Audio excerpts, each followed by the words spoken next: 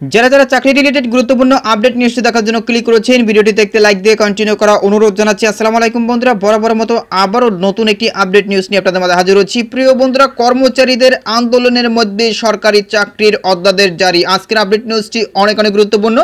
আজকের আপডেট নিউজটির মাধ্যমে এই সংক্রান্ত বিস্তারিত তথ্য জেনে নেওয়ার চেষ্টা করবো। তাহলে চলুন মূল ভিডিওটি শুরু করা যাক। প্রিয় বন্ধুরা, মূল ভিডিওটি শুরু করার আগে বরাবর মতো ছোট্ট একটি রিকোয়েস্ট থাকবে, আপনি যদি আমাদের এই পরিবারের নতুন দর্শক হয়ে থাকেন, এরকম নতুন নতুন চাকরি রিলেটেড আপডেট নিউজ সবার আগে পেতে আমাদের এই চ্যানেলটি সাবস্ক্রাইব করে রাখুন। প্রিয় বন্ধুরা, এখানে বলা হচ্ছে কর্মচারীদের প্রতিবাদের মাঝেই সরকারি চাকরির অধ্যাদেশ জারি। নিচে একদম বিস্তারিতভাবে উল্লেখ করা হয়েছে।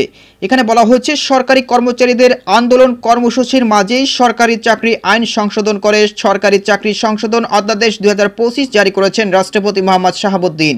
অধ্যাদেশের ফলে সরকারি কর্মচারীদের 4 ধরনের শৃঙ্খলা ভঙ্গের অপরাধের জন্য বিভাগীয় মামলা ছাড়াই শুধুমাত্র কারণ দর্শানোর নোটিশ দিয়ে চাকরি থেকে বরখাস্ত করতে পারবে সরকার।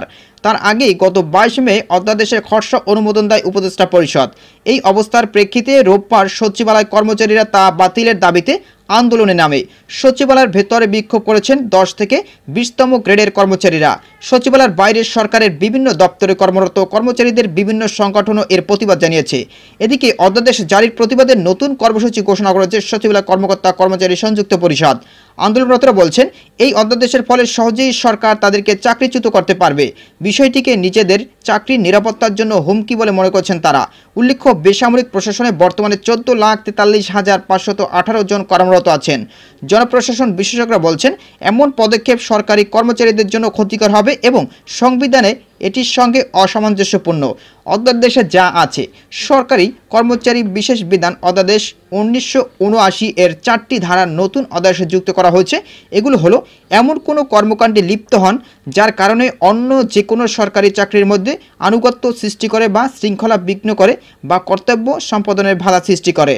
এরপরে দেখতে পাচ্ছেন, অন্য কর্মচারীদের সঙ্গে সমবেতভাবে বা এককভাবে ছুটি ছাড়া বা কোনো যুক্তিসঙ্গত কারণ ছাড়া নিজ কর্ম হতে অনুপস্থিত থাকেন বা বিরত থাকেন বা কর্তব্য সম্পাদনে ব্যর্থ হন। এরপরে যে অধ্যাদেশটি অন্য কর্মচারীদের সঙ্গে সমবেতভাবে বা এককভাবে ছুটি ছাড়া বা কোনো যুক্তিসঙ্গত কারণ ছাড়া নিজ কর্ম হতে অনুপস্থিত থাকেন বা বিরত থাকেন বা কর্তব্য সম্পাদনে ব্যর্থ হন।